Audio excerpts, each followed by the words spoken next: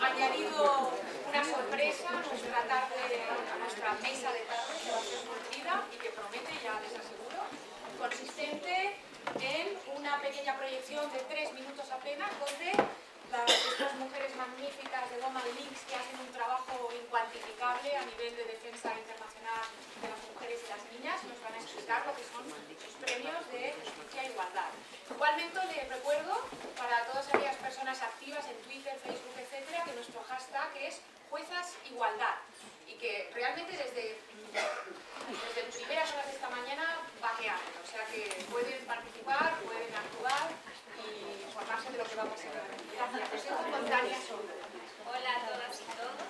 Bueno, estamos encantadas de estar aquí. Estamos seguras que va a ser la primera de muchas jornadas y que va a continuar siendo un éxito. Yo vengo a presentar uno de los proyectos de Women's League, que para quienes no estén familiarizadas, somos una organización internacional de derechos humanos y utilizamos el poder del derecho para promover cambios sociales que avancen los derechos de las niñas y de las mujeres y en especial aquellas que enfrentan discriminación interseccional.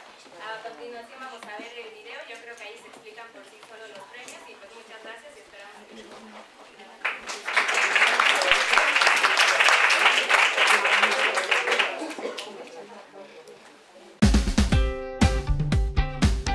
Millones de mujeres alrededor del mundo luchan por el derecho a la igualdad y los derechos humanos. Y cada año, jueces y juezas de todas partes del mundo dictan sentencias valientes que garantizan sus derechos, pero otros dictan sentencias sexistas y retrógradas que los hacen retroceder.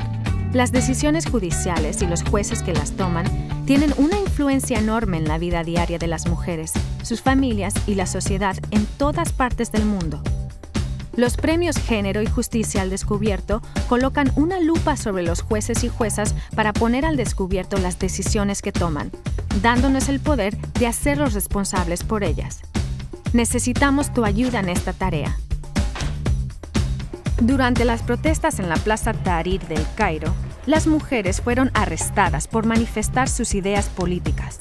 Las mujeres fueron rodeadas y llevadas a una prisión militar en donde las separaron en 2 grupos, solteras y casadas. Las mujeres solteras fueron registradas y obligadas a desnudarse. Luego un médico militar las sometió con las manos a pruebas de virginidad. La señora Ibrahim, una de las mujeres arrestadas en la Plaza Tahrir, denunció al médico militar después de haber sido forzada a esta prueba de virginidad. El juez egipcio que conoció del caso valientemente ordenó en su sentencia poner fin a las pruebas de virginidad, declarando que esta práctica es contraria a la Constitución, la Sharia, los derechos humanos de las mujeres y la dignidad del cuerpo humano.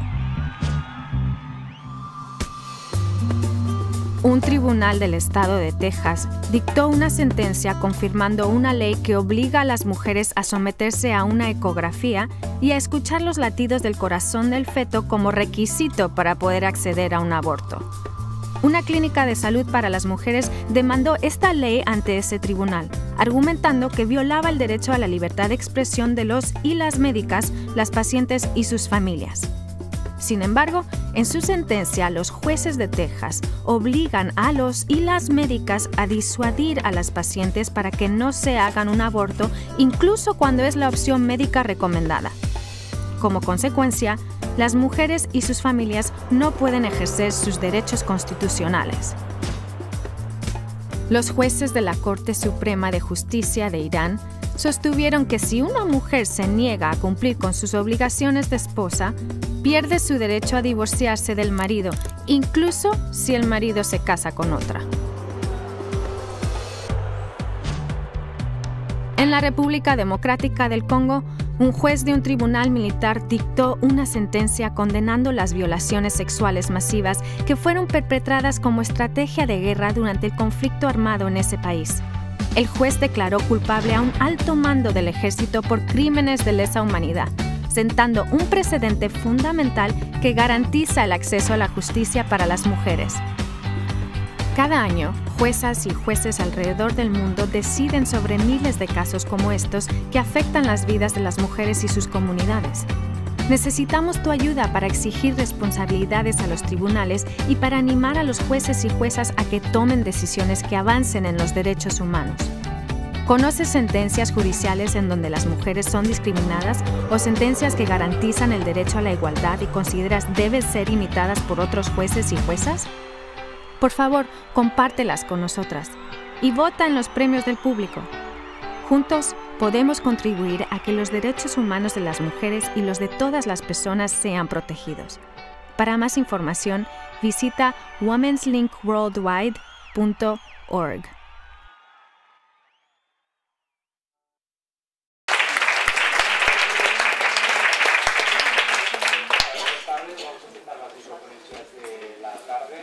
Inicialmente vamos a iniciar la conferencia, la microponencia de nuestra compañera Inés Herreros Hernández, es presidenta de la asociación Gafas Lilas, a su vez es también fiscal de OPF, especializada en exclusión social. También ha trabajado en el ámbito de la violencia sobre la mujer, tiene 3 hijos, tiene un programa de radio, corresponsal y además ella me ha marcado directamente que dijera que yo considero que es algo que se tiene que de alguna manera resaltar, que toda su trayectoria profesional deriva también de la corresponsabilidad que tiene en su casa con su pareja, y entonces es algo que tenemos que identificar en otro lugar, pero no menos importante. Así que tu turno, si está amable. Bueno, como aquí hay muchas mujeres, se imaginarán que con 2 hijas y un hijo la vida no es muy bonita, pero no es fácil para poder compaginarla con el ámbito profesional. Pero cuando hay corresponsabilidad es mucho más fácil hacer encajar las piezas. Por eso sí me gusta resaltarlo, porque creo que también necesitamos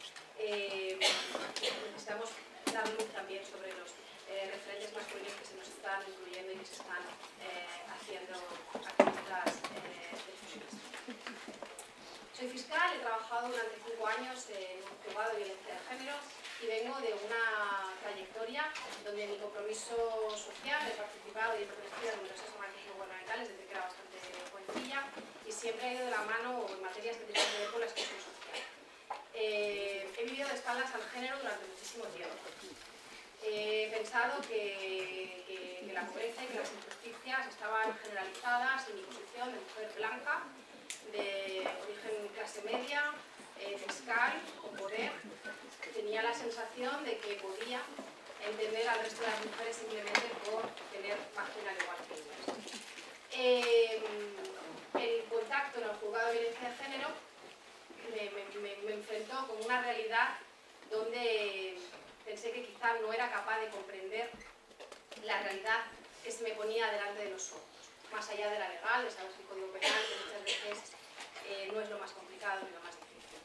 Por eso, en mi profesión, soy fiscal, creo que por un lado, en esa situación que he dicho y que ya he expuesto antes de privilegio, creo que tengo que aportar a la sociedad en la medida en la que mi trabajo y mi profesión me permiten conocer realidades que también son muy importantes, ponerlas en contacto con las bases, con el trabajo de campo. Pero a su vez también entiendo que no puedo realizar un verdadero servicio público si no tomo de la realidad, si no tomo el trabajo de campo y si no tomo de la verdadera realidad social. En esto nace la asociación Gafas Lilas contra las violencias machistas, que tiene mucho que ver y que traducido puede ser nuestro mismo el título de la ponencia. Las gafas lilas, si es nuestra asociación, es el símbolo que es muy conocido, que simboliza que tenemos que empezar a mirar de otra forma y de otra manera. Eso es lo que es educarse. Entiendo que la mirada tiene que ser nueva y tiene que partir de la voluntad de deconstrucción. La educación no puede partir si no nos empezamos a deconstruir a nosotras mismas. Así deconstruiremos empezaremos o colaboraremos con la deconstrucción de nuestro entorno en cuanto a todo aquello que tiene que ver con el machismo. Y sí que me parece, y desde la asociación también lo hemos visto siempre, creemos que la igualdad no es algo que sepamos respirar con facilidad, no es algo que desgraciadamente nos salga de manera instintiva. La igualdad hay que aprenderla, y hay que aprenderla porque somos hijas y somos hijos del machismo.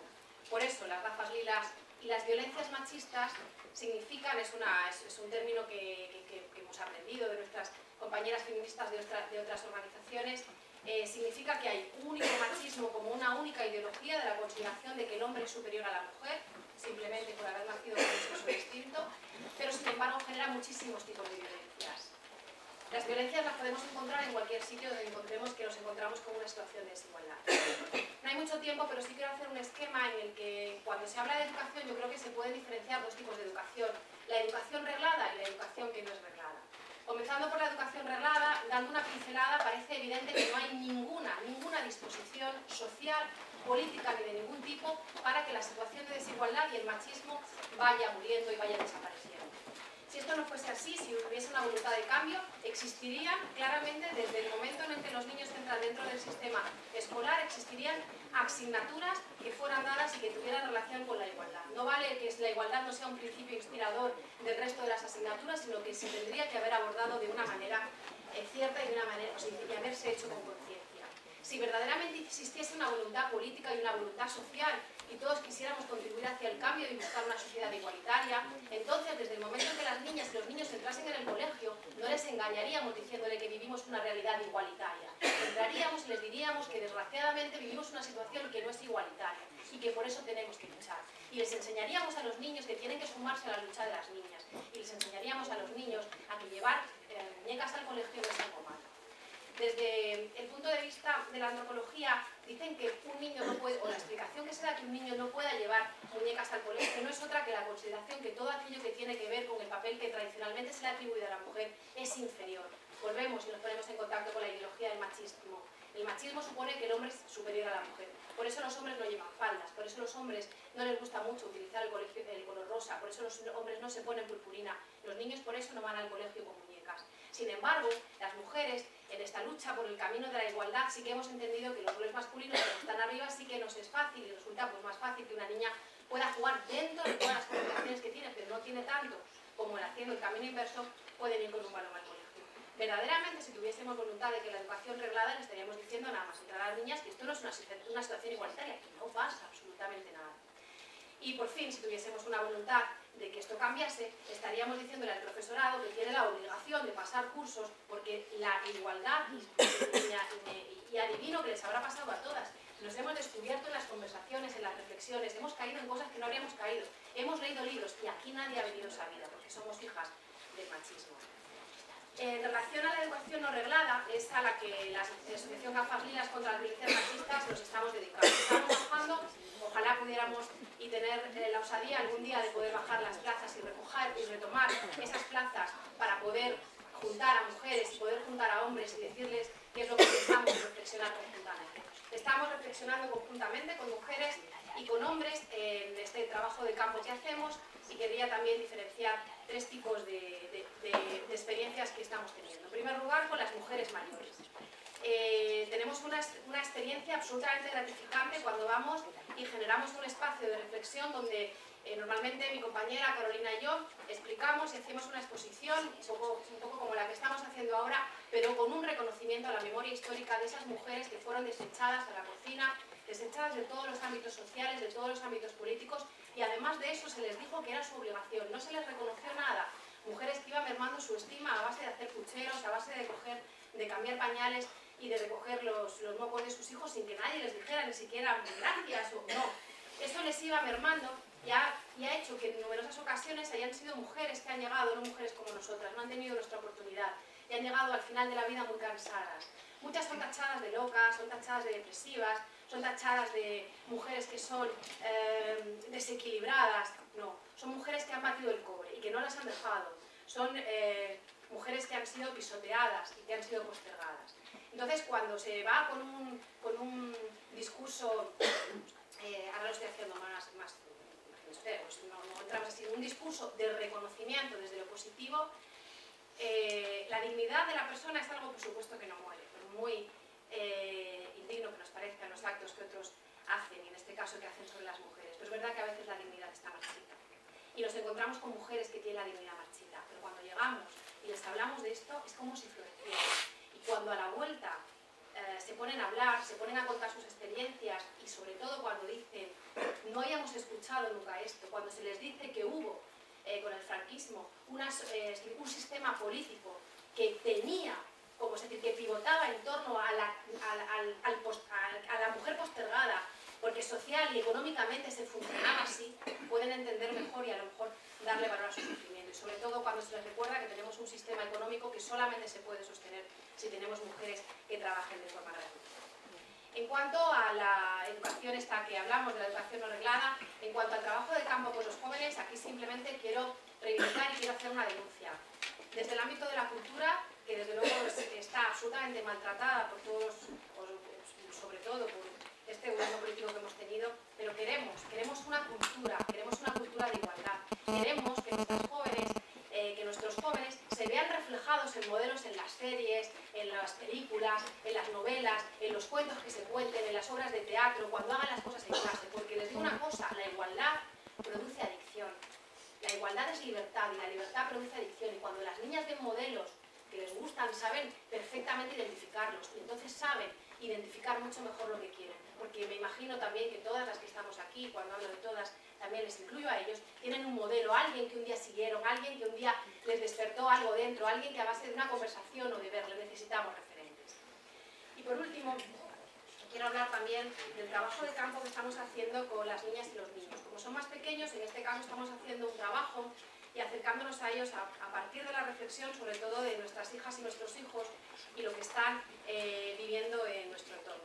Tenemos este Instagram de Gafas Lilas, que si alguien tiene Instagram les invito a que lo sigan, y periódicamente vamos poniendo fotografías que reflexionan sobre nuevos modelos. Intentamos utilizar un lenguaje que sea lo más fácil posible porque la intención es meternos en una red social donde el machismo es rebosante por casi todas las fotografías, o muchísimas de las fotografías que se ven y sobre todo en la gente joven. Y entonces intentamos simplemente, de una forma absolutamente modesta, ir generando reflexión a base de fotografías. Esta es una de mis favoritas y por eso la he puesto, hay muchísimas en el Instagram, es el de Gafas Lilas. Este Instagram están participando niñas y niños donde idean fotos, se está generando, generan reflexión, están intentando convencer a las niñas y a los niños de su clase sobre lo chulo que es eso de las gafas lilas, y estamos convirtiendo dentro de nuestro entorno, en lo que se refiere a las niñas y los niños más pequeños, con el resto no hacemos un trabajo de campo en distintos ámbitos, pero en este caso es así, un trabajo que está siendo muy bonito. Y aquí vengo a contarles una experiencia que me parece que es bonita y que además vengo con el encargo de dos niñas de contarles que me han dicho que les diga que hay unos libros que son mucho más chulos que los de las princesas, no tengo nada que ver con esta editorial, pero estos libros son preciosos. Y aquí encuentran referentes, como el de Frida Kahlo, el de Violeta Parra, el de Juan Arzuy, y entonces descubren que hay guerreras y descubren que hay mujeres que han hecho lo que les ha dado la gana, y hay mujeres que han vivido su sexualidad o sus vivencias como han querido, y eso a las niñas pues también les gusta ver. Les han dicho que tengo un programa de radio, el programa de radio se llama Pan de Leyes y es un programa de radio que es de derechos humanos, que tiene una visión de género y una sección que se llama la sección Gafas Lilas. Hicimos un programa especial de apoyo a las marchas del 7 de noviembre, recuerdan cuando contra la marcha estatal que hubo contra las violencias machistas. Entonces se nos ocurrió que queríamos llevar a nuestras brigadas Junior Gafas Lilas, que es así como se quieren hacer llamar nuestras niñas y nuestros niños que comparten nuestro proyecto, y los llevamos a un debate en la radio donde simplemente hacemos preguntas sobre cómo veían eso de los chicos y las chicas que eran tratados igual en el colegio. Y ahí surgieron muchísimas cosas, y una de las que surgió fue el tema del uniforme escolar. Las niñas que había allí empezaron a protestar porque llevaban falda en el colegio. Pero te estaban diciendo, hombre, es verdad, ¿y por qué llevamos falda? Pues que la falda nos molesta porque no podemos jugar, estamos cansadas de enseñar la ropa interior. Los chicos, es verdad que les preguntaron, es verdad, y eso debe ser muy incómodo, pero entonces se generó un debate en torno a la falda y el pantalón.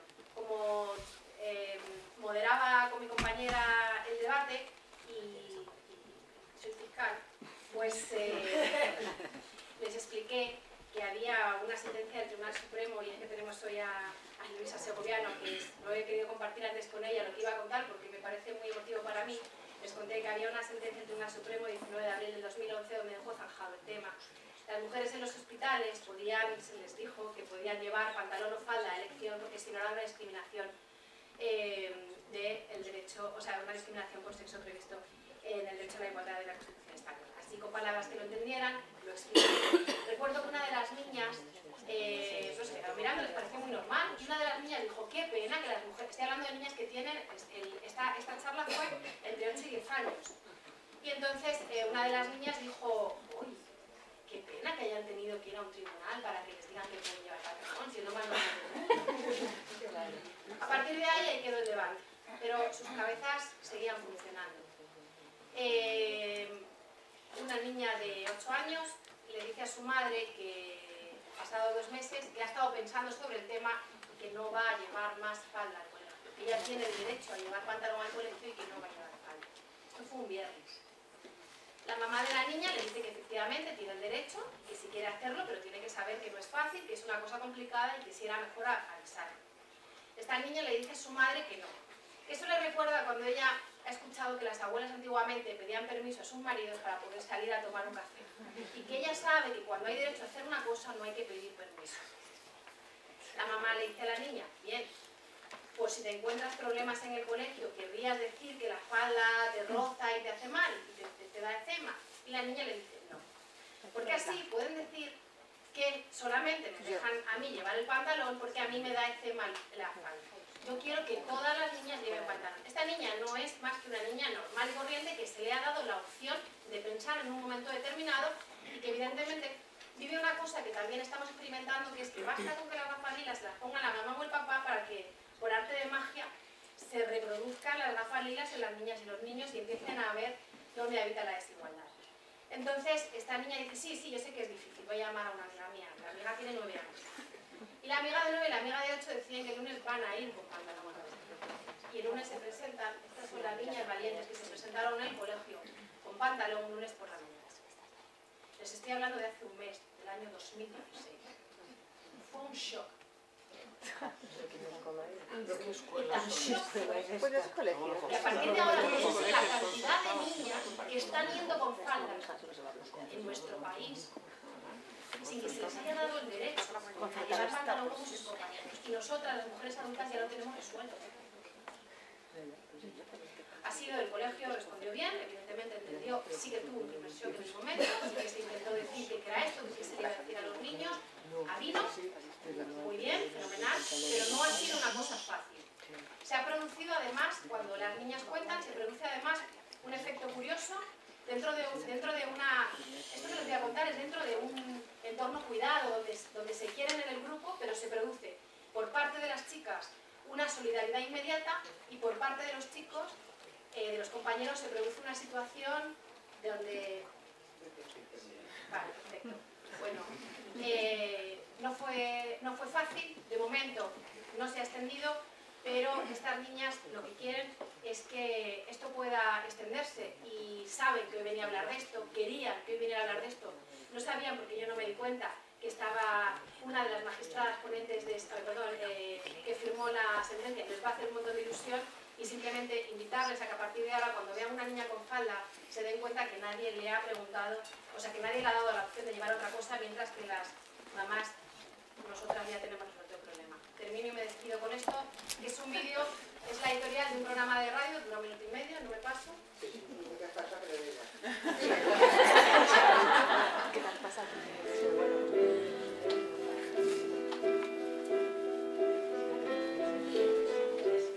Ríen las estructuras machistas que someten a las mujeres. Risas que resuenan en las calles. Carcajadas que ocupan casi todos los espacios. Es la juerga de la entrepierna, la eterna fiesta del macho con espuelas. Se celebra la ventaja, se ensalza el privilegio, se corta el ambiente, se paladea la soberbia, se corren juergas que pagan otras.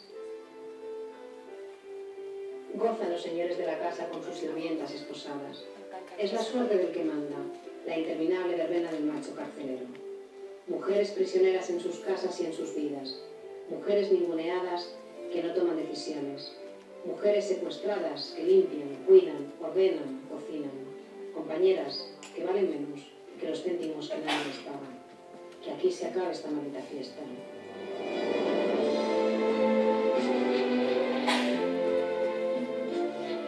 Hoy ellas toman el espacio que alumbra la mañana y se paren fuertes, activas, organizadas. Es tiempo de grito, es tiempo de defensa. Se hacen visibles, alzan las voces y las manos para combatir un futuro sexista que llega con metralla. Ellas abren los ojos, las bocas y destruyen el porvenir a dentelladas. Ellas por fin hoy se pasean a cuerpo para sostenerse en su memoria, para pedir justicia y reconocimiento. Ellas que aullaron de dolor, de pena, de rabia, hoy trituran las muertes venideras, dibujando con lila la bandera de esta España que les agoniza. Hoy las mujeres sacamos pecho, hacemos equipo. Si nos tocan a una, nos tocan a todas. Ahora sí, bienvenidas y bienvenidos a Pan de Leyes.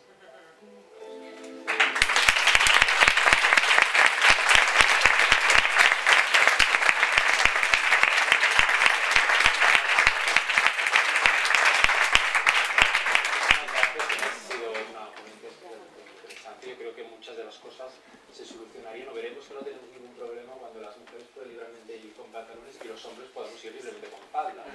Porque claro, cuando los hombres, ahora yo aquí me pongo una falda y se me trae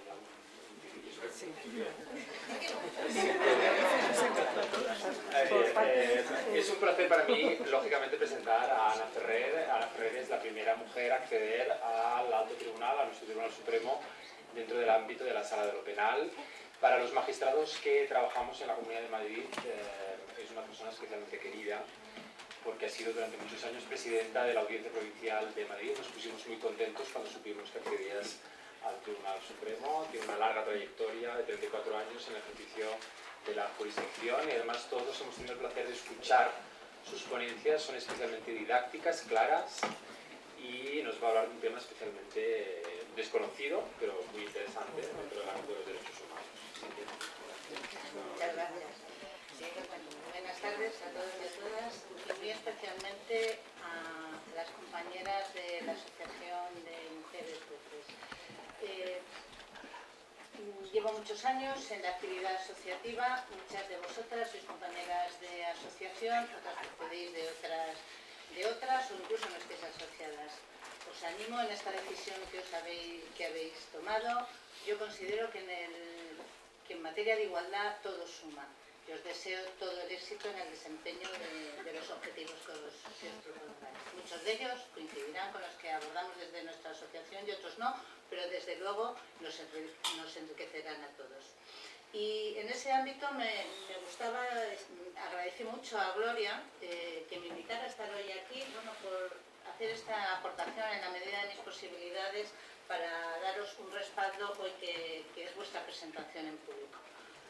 Lo que pasa es que me encargó un regalo envenenado porque me dijo, bueno, nos gustaría hablar de un instrumento que es poco conocido, realmente es poco conocido, no debía ser así, es la Convención para la Eliminación de cualquier tipo de discriminación por razón del sexo. No debía ser desconocido, todo lo contrario, debería ser muy conocido, debería ser un instrumento que manejáramos cotidianamente.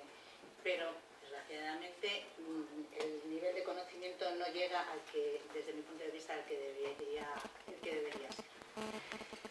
El 18 de diciembre del año 1979, la Asamblea General de las Naciones Unidas aprobó la Convención para la Eliminación de todo tipo de discriminación por razón de sexo. Unos años después, ya había sido ratificada por 10 países y consiguió entrar en vigor. A los 10 años eran 100 y hoy, en el año 2015, por lo menos 187 países la han ratificado. Sus orígenes están en los trabajos de preparación que desarrolló la Secretaría para la Condición Jurídica de la Mujer de las Naciones Unidas, encargada de pulsar cuál era la situación de la mujer y la evolución de la promoción de la igualdad de derechos entre hombres y mujeres en todos los ámbitos. Esta comisión empezó a trabajar en el año 1946, en el año 79 consiguió la aprobación de esta convención.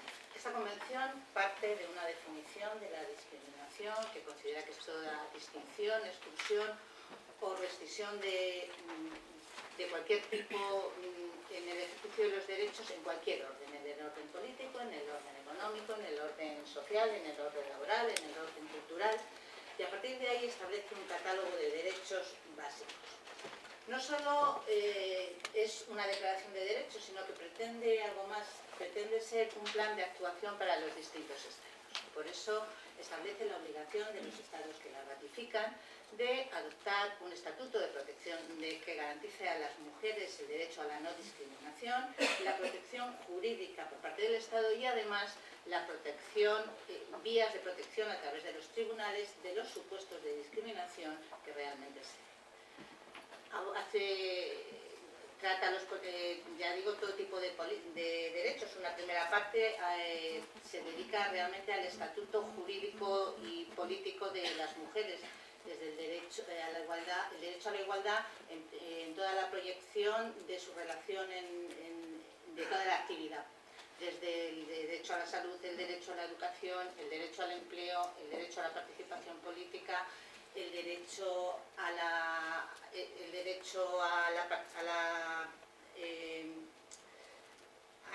relaciones comerciales, el derecho a la no discriminación en las relaciones civiles, todo este ámbito que podríamos decir de un estatuto jurídico. También aborda la procreación como derecho de la mujer y como derecho sobre todo a no ser discriminada por razón de la procreación, y parte del principio de reparto de cargas entre ambos progenitores.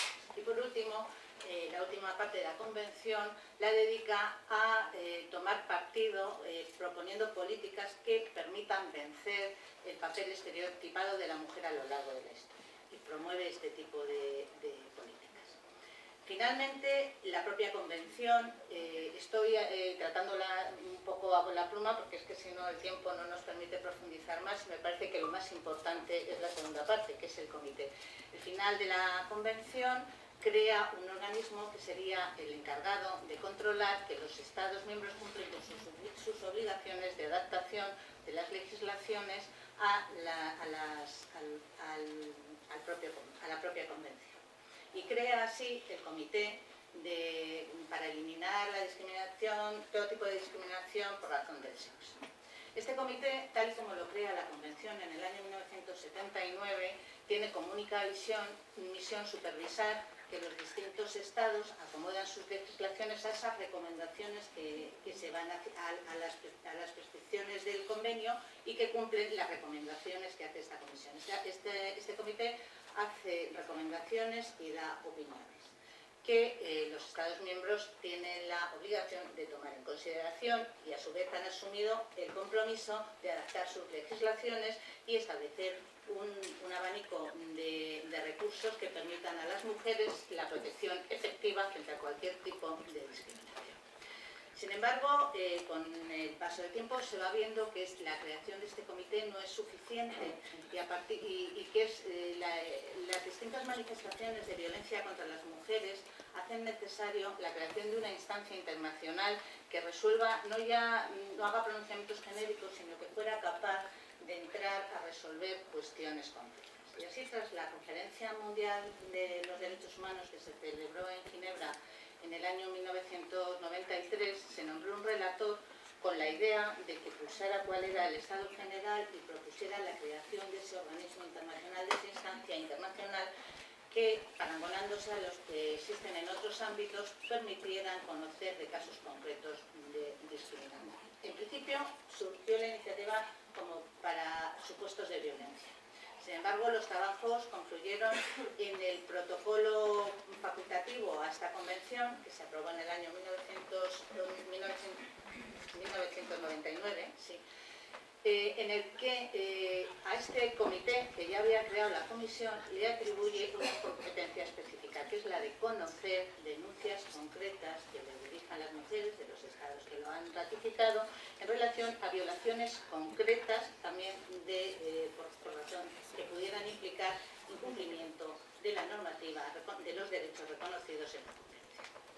Es un protocolo, el propio nombre lo dice, facultativo, no obliga a todos los estados que han suscrito la Convención a suscribirlo, e incluso admite la posibilidad de formular reservas, no solo las genéricas que nos permite todo el derecho internacional, es decir, cuando se reserva un instrumento internacional es que el estado que lo firma deja a salvo la obligación de cumplir determinados preceptos, sino que incluso prevé ya que algunos de sus apartados sean excluidos por algunos de los estados que lo ratifican. Por eso son 187 los estados que han ratificado la Convención y, sin embargo, solo 106 los que han ratificado el protocolo facultativo. España ha ratificado ambos instrumentos. En ambos dos ha hecho una única reserva, que es el régimen de sucesión a la corona. Evidentemente tenía que reservarlo porque rompe el principio de no discriminación. De momento, si no alcanzamos una modificación de la Constitución en ese aspecto, es la única reserva que ha hecho tanto a la Convención como al protocolo. El protocolo tiene un funcionamiento, el comité que crea este protocolo facultativo tiene un funcionamiento que es parangonable a otros comités que actúan en el ámbito de las Naciones Unidas, por ejemplo, al Comité contra la Tortura o al Comité de Derechos Humanos. Lo que pasa es que su actividad es todavía es mucho menor, probablemente porque sea una institución que no sea tan conocida como los otros comités. Lleva funcionando desde el año 1989 y desde 1999 y sin embargo solo ha registrado 67 comunicaciones. Es poquísimo en relación a lo que han registrado los otros comités. De esas 67 comunicaciones solo ha resuelto 17, lo que viene a suponer una media de 3-4 resoluciones de comunicaciones al año. Hay 22 que no ha admitido, 21 que tiene pendientes de resolver y 7 que han desistido. El nivel resolutivo es mucho más lento que el de otros comités, porque, por ejemplo, en el mismo periodo, en un año, el Comité de Derechos Humanos viene a resolver unas 60 comunicaciones. El Comité contra la Tortura, unas 25. Este solo resuelve entre 3 o 4.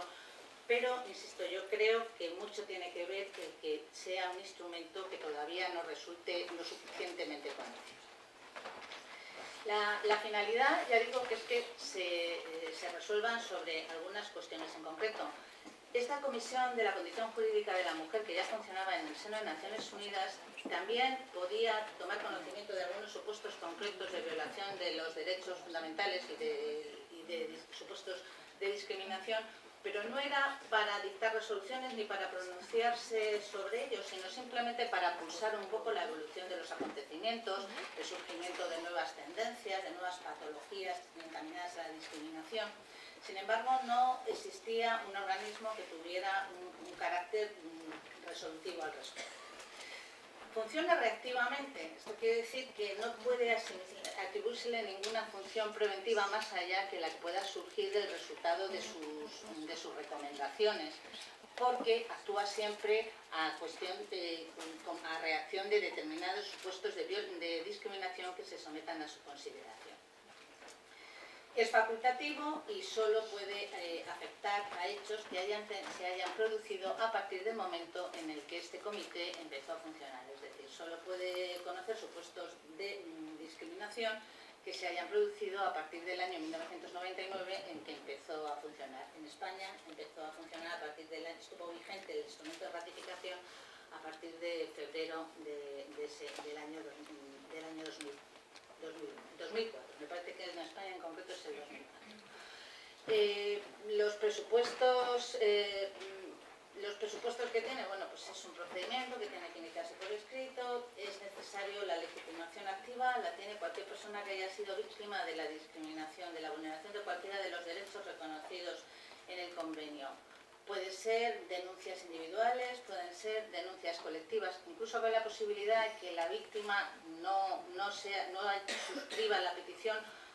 Sobre todo, lo que pasa es que en estos casos es necesario que se exija la explicación de por qué la víctima no lo suscribe. Por ejemplo, en caso de fallecimiento de algunas de las víctimas, el comité, a lo largo de esas 17 resoluciones, comunicaciones, dictámenes, yo creo que es el término más correcto, que ha emitido, pues ha ido fijando algunas pautas respecto a la legitimación, a los supuestos de admisión o inadmisión. Requisitos que establece el propio protocolo, bueno, pues tienen que haberse agotado todos los medios de impugnación y reclamación en el estado del estado en donde se ha producido la violación, y tiene un carácter excluyente respecto a otros instrumentos cuyo uso faculta el derecho internacional, es decir, hay que optar. No, en principio parece que no puede ejercerse simultáneamente, someterse el asunto al comité y someterlo a otra instancia internacional. lo complicado. Este protocolo introduce una novedad respecto a otros de las Naciones Unidas que bueno, ha sido interpretado como favorablemente por todos aquellos que han escrito algo sobre este tema, y es que prevé la obligación por parte del Estado denunciado, la obligación de adoptar medidas para proteger a la víctima que hace esa comunicación, para protegerla de cualquier tipo de intimidación o de violencia, precisamente a consecuencia de haber ejercitado ese derecho a denunciar ante el organismo internacional. También exige un deber de información y de difusión general de los dictámenes de este comité.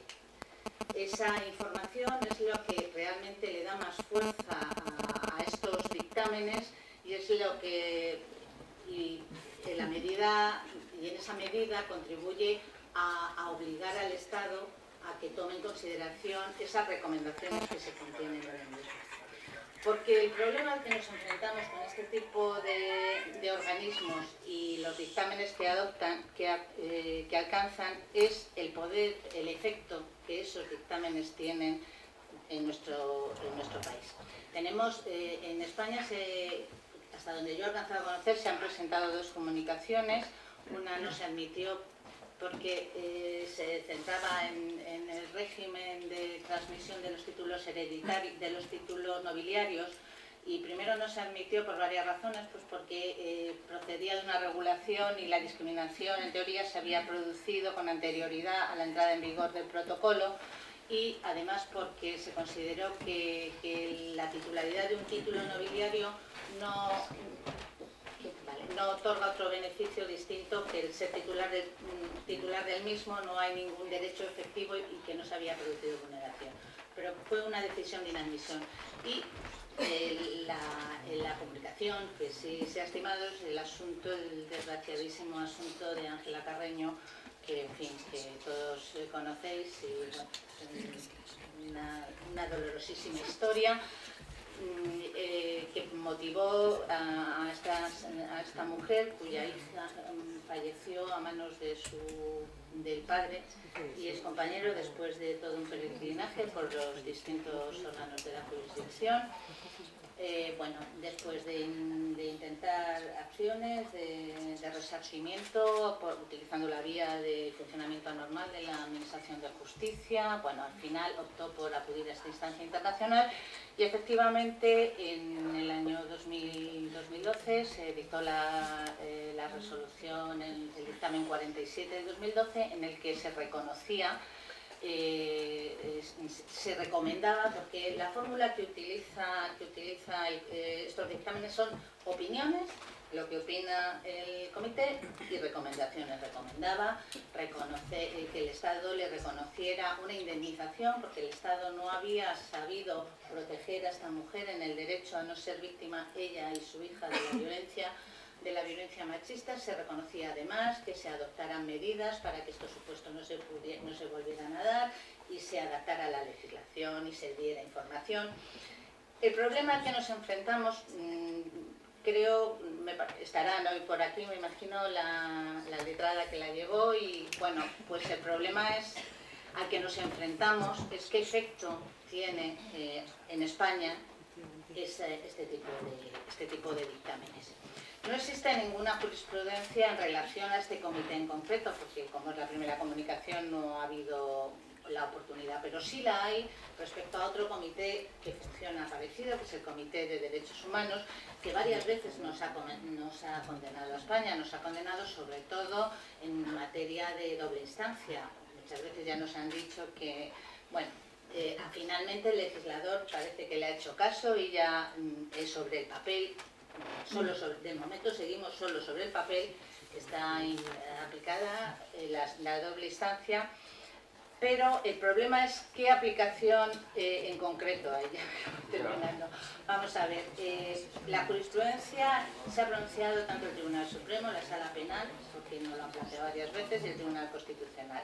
Realmente no es un organismo jurisdiccional, y como no es jurisdiccional, la resolución no tiene la fuerza de las resoluciones jurisdiccionales.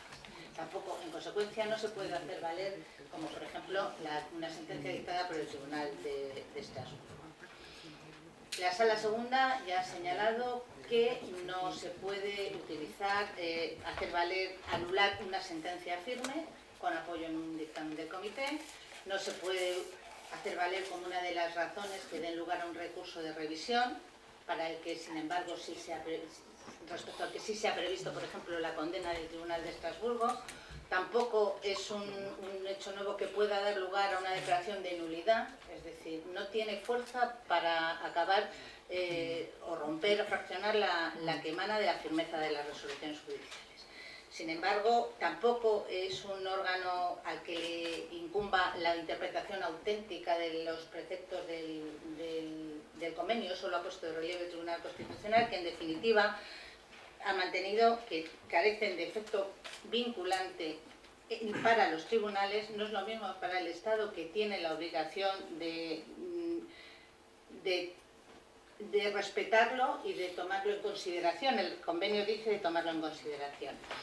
Y en cualquier caso sería necesario una reglamentación específica si se pretendiera hacer uso de él en algún tipo de procedimiento. Lo que me parece muy importante para concluir, y ya sé que me he excedido y me he dejado muchas cosas en el tintero que seguro que en el debate pueden surgir, es muy importante algo respecto a lo que el Estado español, entre todos los que suscribieron el convenio y el protocolo, han asumido la obligación, y es difundir información respecto a la Convención y respecto a los instrumentos que la misma facilita. Información, labor de información que no se cumple simplemente con una visita al tribunal, a la página del Ministerio de Sanidad y Asuntos Sociales, que es quien tiene asumidas las competencias de emitir estos informes.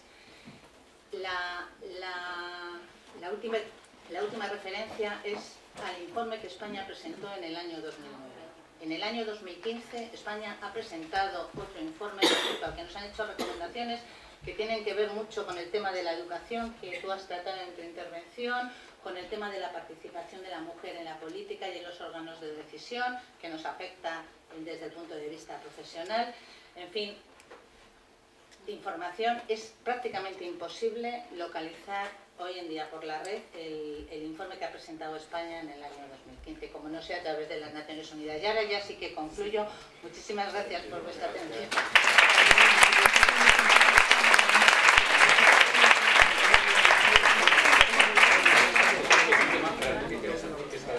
Todo lo que ha tratado el legislador para determinar la vinculación de las sentencias del Tribunal sentencias, pues imagínense el tema de en relación con ese extremo, porque la reforma que introduce la necesidad de revisión de las sentencias del Tribunal Europeo es una reforma de este año, de los años pasados. A ver, la segunda intervención, como el legislador tiende a cambiar mucho el Código Penal, de alguna manera siempre podemos hablar del Código Penal, cada año podemos hablar del Código Penal, algo que es muy interesante si uno se dedica al Código Penal, porque como normalmente las reformas siempre tienden un poco a empeorarse, pues entonces siempre es bastante estimulante. Entonces, para Carla Vallejo es magistrada del Juzgado de Instrucción número 3 de Telde. Además es socia fundadora de la asociación, ha sido experta también en violencia de género, trayectoria en el ámbito de derechos humanos, y nos va a hablar de los delitos contra la libertad sexual y la sextorsión. Así que cuando quieras. Muchísimas gracias. Antes de nada, también en calidad de socia fundadora de la ANGE, agradecer mucho el apoyo y el abrazo de todos los que habéis venido a reunirnos con nosotras y a debatir y a proponer. De todas las cosas que han pasado aquí hoy, ya han pasado muchísimas cosas, yo me voy a quedar con una que para mí es muy especial, y es la emoción que hemos sentido en muchos momentos durante este día, una emoción compartida de vernos con mujeres formidables y hombres fantásticos discutiendo y debatiendo sobre brecha salarial, sobre el techo de cristal, hablando de la función social de la maternidad, de la dignidad de las mujeres mayores, de lo básico que es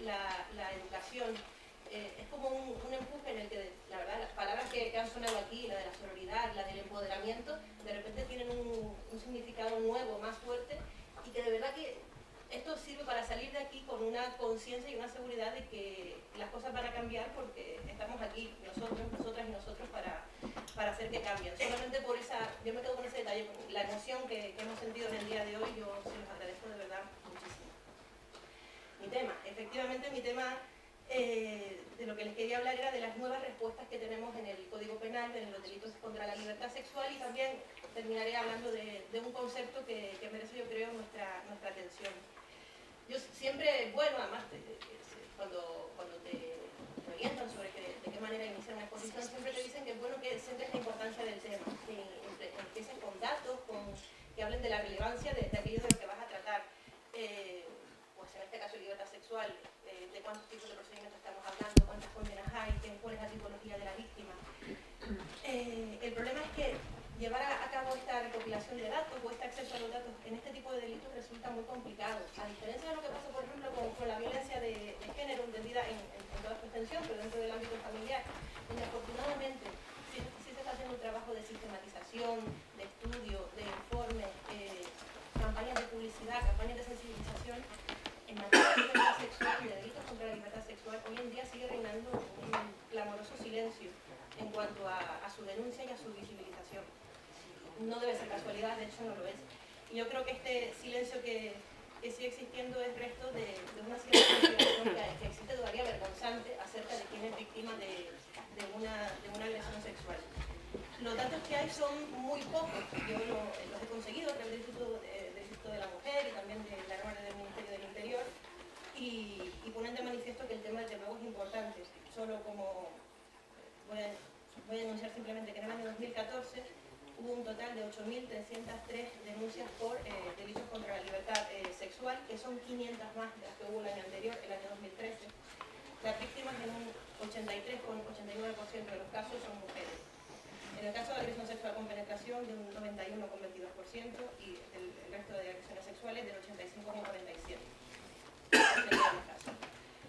Son muchos delitos, demasiados, y las víctimas pues siempre caen, o casi siempre caen del mismo lado. Como les digo, lo que voy a hacer es enunciar brevemente cuál es la respuesta que ante este drama está dando nuestro sistema. Y es una respuesta que efectivamente es una respuesta penal porque solo es penal. No existe ningún tipo de acción más allá de castigar la agresión sexual que ya se ha producido. Se echan de menos labores preventivas. Aquí hemos hablado mucho de educación. La educación es muy importante en relación a esto porque este tipo de delitos tienen mucho que ver con violencia de género y nacen de la concepción de desigualdad. Como digo, la única respuesta que existe es la penal.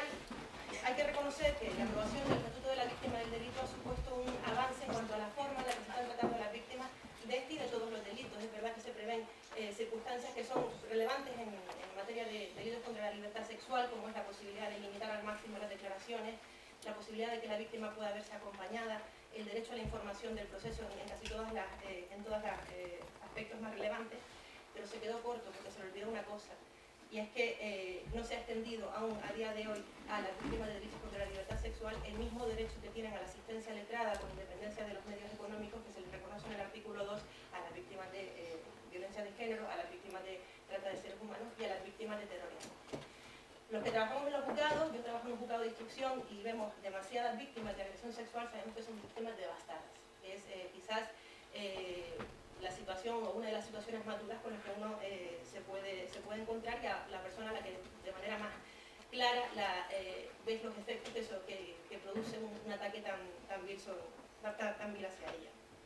En cualquier caso, como les digo, yo me voy a explicarles las modificaciones penales, pero sí que no podía dejar de aprovechar este momento para decir que deberíamos tener ya una verdadera protección específica a las víctimas de los delitos contra la libertad sexual. Código Penal, ¿qué es lo que ha hecho la reforma de la ley 1/2015 por la que se reforma el Código Penal en materia de libertad sexual? Básicamente lo que pretende son modificaciones que lo que se pretende hacer es adaptar una directiva, la directiva 2011/93 sobre lucha contra los abusos sexuales, la explotación sexual de los menores y la pornografía infantil. Una directiva que lo que hace es establecer unas conductas que en todo caso tienen que ser tipificadas como delitos por parte de los Estados miembros, y establece además unas penas mínimas.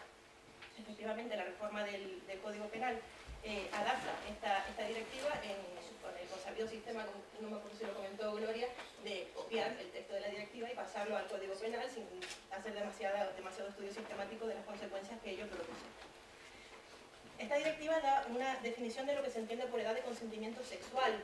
La edad de consentimiento sexual es aquella que fija cada Estado, por debajo de la cual está prohibido mantener relaciones sexuales con un menor de edad. La directiva no establece qué edad es esa edad mínima que se tiene que fijar, pero la reforma del Código Penal sí que aprovechó para elevar la edad mínima de consentimiento sexual a los 16 años. Antes estaba a los 13. Esto deriva de una recomendación que venía ya llevando a cabo el Comité de Derechos del Niño de la ONU desde 2007, donde recomendaba que la edad se subiera hasta los 15 años por entender que esa es la edad mínima a partir de la cual una persona tiene la capacidad y el desarrollo mental suficiente para poder consentir una relación sexual.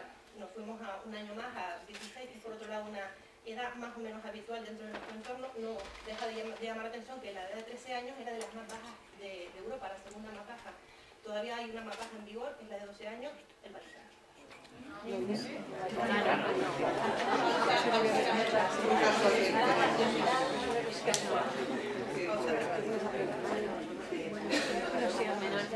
¿Qué supone eso, pues? Pues cualquier relación sexual mantenida con un menor de 16 años es considerada delito. Además de eso, la ley, los supuestos de abuso ni agresión sexual, es decir, cuando está claro que no hay un consentimiento de la víctima, lo que está de forma mucho más grave cuando estamos hablando de menores de 16 años. Como puede generar en determinadas circunstancias problemas, sobre todo cuando estamos hablando de supuestos de proximidad de edad entre la pareja, sí que prevé el propio Código Penal la posibilidad de que no se castigue este delito en aquellos casos en los que por las relaciones, por la edad próxima que hay entre las partes y el grado de desarrollo o madurez del menor, esto no sea aconsejable, y eso sí que lo prevé el Código Penal como una especie de cláusula de salvaguardia.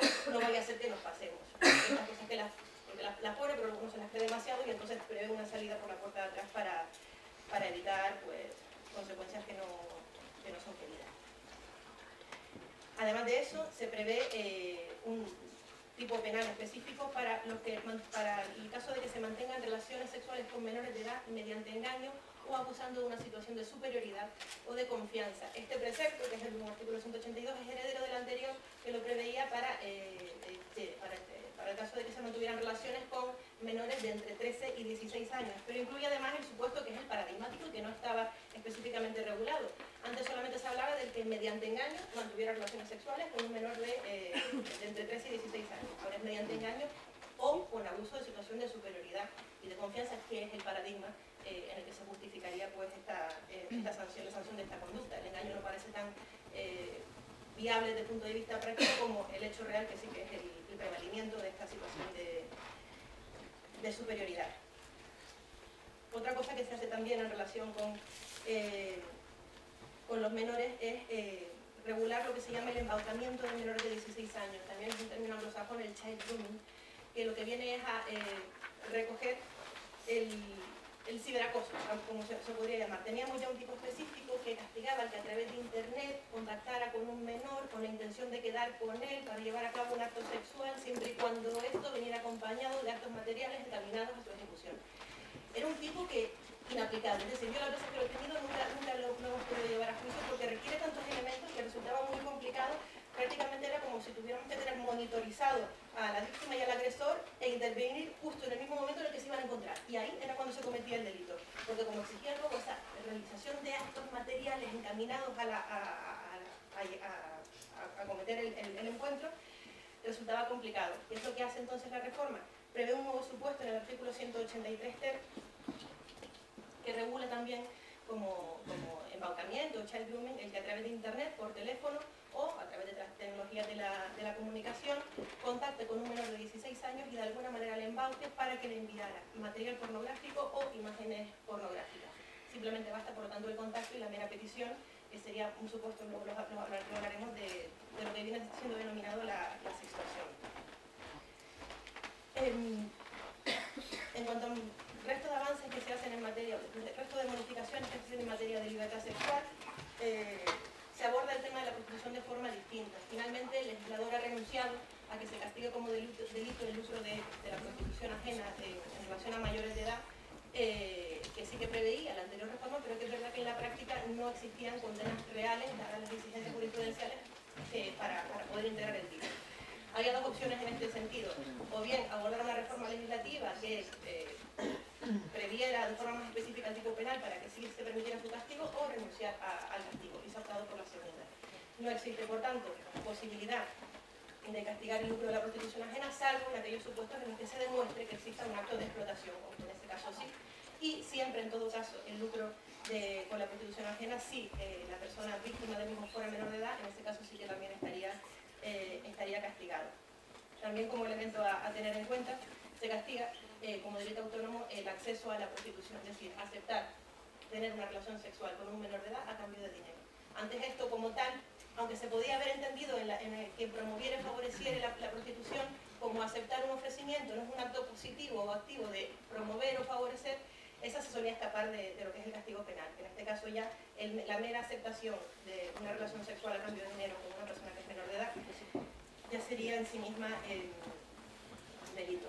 Y ya, por último, en lo que respecta a las modificaciones, sí que le voy a mencionar el castigo de la pornografía infantil. Aquí la transposición de la directiva ha supuesto un cambio importante porque se establece, como digo, una reforma significativa. En primer lugar, se da un concepto de pornografía infantil que no solamente abarca el material donde se representa a un menor o una persona con discapacidad participando en una conducta sexual con fines sexuales, o bien la reproducción de órganos sexuales con esta finalidad de satisfacción sexual, sino también el uso de imágenes realistas de menores participando en conductas sexualmente explícitas, aunque ello no refleje una realidad sucedida.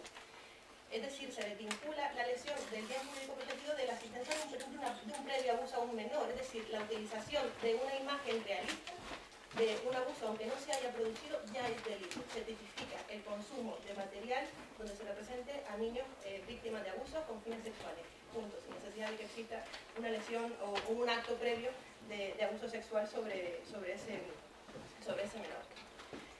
También se avanza en este sentido en cosas que veíamos que se nos escapaban en la exclusión porque no encajaban directamente en el tipo, como era la cuestión de que consiguiera material pornográfico para su propio uso. Antes existía una posesión que como tal supusiera la descarga del ordenador y guardártelo en tu disco duro. Eso ya se ha modificado. El mero acceso a material pornográfico ya en sí mismo puede ser constitutivo de delito. En suma, como vemos, se tipifican nuevas conductas, se amplía el ratio de aquello que puede ser considerado delito contra la libertad sexual. Pero sin embargo, y a pesar de que esto se ha hecho, nuestro legislador penal tiene esta rara capacidad de nunca llevar a cabo una reforma completa y adecuada. Siempre se deja cosas para tener que hacer una próxima reforma dentro de unos pocos meses y seguramente nos volveremos a ver aquí para estudiarla. En el caso, lo que les quería plantear es el vacío que se produce en relación con determinadas conductas que, aunque tienen un castigo parcial en el Código Penal, existen otras muchas que, siendo igual de graves, de hecho tratándose prácticamente la misma conducta, se escapan de esta respuesta penal, y es donde entra el concepto de sextorsión del que les quería hablar. ¿Qué es la sextorsión? Bueno, el concepto habitual o usual con el que se identifica este vocablo suele estar relacionado con la persona que amenaza o chantajea con difundir vídeos sexuales o vídeos íntimos o imágenes íntimas que ha obtenido de la otra a cambio de algún tipo de recompensa que pueda ser sexual o no. Este hecho en sí tiene una respuesta específica en el Código Penal. La podía tener anteriormente con las amenazas condicionales en las que se castigaba al que amenazara con difundir hechos relativos a la vida privada de una persona, pero que además en esta ley, la ley 1/2015, se tipifica específicamente en el artículo 197.7, que es justo esto, este tipo de sextorsión, la difusión a un tercero de vídeos o de imágenes que se han obtenido con su consentimiento, pero no, por supuesto, es consentida la difusión de esta a tercero. Esto ya es un delito autónomo que como tal está castigado. ¿Qué problema tenemos? Pues otra concepción que tenemos de la sextorsión que tiene que ver con lo que se denomina corrupción sexual. ¿Y a qué me refiero? Pues a la conducta de quien, abusando de una situación de autoridad o de confianza, solicita o acepta de alguien un favor sexual a cambio de algo que está en su mano dar o negar, o simplemente prevaliéndose de esa situación de confianza. Hablamos de utilizar el sexo como moneda de cambio. En base a esa situación de superioridad de superioridad o de confianza, que causa, por supuesto, en la víctima una situación de desasosiego, puesto que coarta su libertad. Este chantaje sexual, esta corrupción sexual, no es una cuestión ni mucho menos novedosa. Existe ya en nuestro Código Penal formas específicas de sextorsión, pero al establecerse formas específicas de sextorsión, otras se quedan fuera. Hablamos, por ejemplo, del delito de acoso sexual, que se regula en el artículo 184 y que castiga eso, a quien solicitara sexualmente a una persona en el ámbito de una relación laboral, docente o de prestación de servicios. Otra forma de sextorsión que existe en el Código Penal, el artículo 443, la autoridad funcionario público que solicitara sexualmente a una persona que tuviera ella o sus familiares algún asunto sobre el que algún asunto administrativo sobre el que ese funcionario público tuviera que llevar a cabo algún tipo de decisión o elaborar algún tipo de informe. Y también en ese mismo artículo se castiga a los funcionarios de instituciones penitenciarias que solicitaran sexualmente y de centros de protección y de corrección de menores que solicitaran sexualmente a internos que estuvieran bajo su guardia. La sextorsión existe, por tanto, y está tipificada, pero el problema es que al estarlo de forma tan específica y muy abordada como fenómeno global, se nos quedan conductas en el camino. Y ya, para terminárselo simplemente, quizás el supuesto más sangrante, y además se ha hablado, ya se ha mencionado esa sentencia, es el que ocurrió con la acusación a 5 policías nacionales de abusos sexuales a las internas en un centro de internamiento de extranjeros, que dio lugar a la sentencia dictada por la Audiencia Provincial de Málaga de 5 de junio de 2015. ¿De qué estamos hablando? Pues de una acusación que se realizó a estos policías nacionales que habían llevado a cabo fiestas fuera de horas, apagando las cámaras de seguridad, donde se había bebido alcohol y donde las internas del centro de internamiento de extranjeros dijeron que habían mantenido relaciones sexuales. El procedimiento fue a juicio y el fiscal por lo que acusó, por lo único por lo que pudo acusar fue por un delito de abuso sexual por consentimiento viciado. Y la sentencia fue absolutoria, porque no se probó la existencia, la realidad de la relación sexual. Se probó todo lo demás, había fotos de las fiestas, había fotos de, o sea, se veía una actitud insinuante, todo lo demás quedó meridianamente claro, pero no la existencia de la relación sexual. Y en relación a eso, la propia sentencia absolviendo, sí que viene a realizar un razonamiento, una petición, una exposición amparada en el 4.2 del Código Penal, que es una cosa que no vemos mucho, que es que cuando un juez ve que existe una conducta que no permite un castigo penal por no estar tipificada, no puede condenar, pero sí puede exponer al gobierno las razones por las cuales considera que esta conducta debiera estar penada. Y en esa sentencia sí que se hace eso, se dice, es absolutoria porque solo pudo condenar por abuso sexual y no es posible, ahora, esto debería estar penado. Efectivamente, es un chantaje sexual idéntico al del artículo 443, pero como no es en un centro penitenciario, no se pudo castigar. Ese es el problema que subyace a no tener una regulación global del fenómeno. Situación absurda. Les acabo de contar el child grooming, que castiga al que solicitar un menor material pornográfico a través de internet, por teléfono o por los medios de comunicación, como lo hagan directamente, por carta de toda la vida. Pues nos quedamos fuera porque todos sabemos cómo funciona el derecho penal, no cabe la interpretación analógica extensiva, supuestos infinitos, médicos al cuidado, sanitarios al cuidado de personas enfermas, alguien en una entrevista de trabajo, en fin. Para terminar, simplemente era como espacio para la reflexión y que nos planteemos y que se plantee estudiar este fenómeno de forma autónoma y global como un tipo específico para que no se nos cuelen por las rendijas comportamientos que deberían ser castigados penalmente. Muchísimas gracias.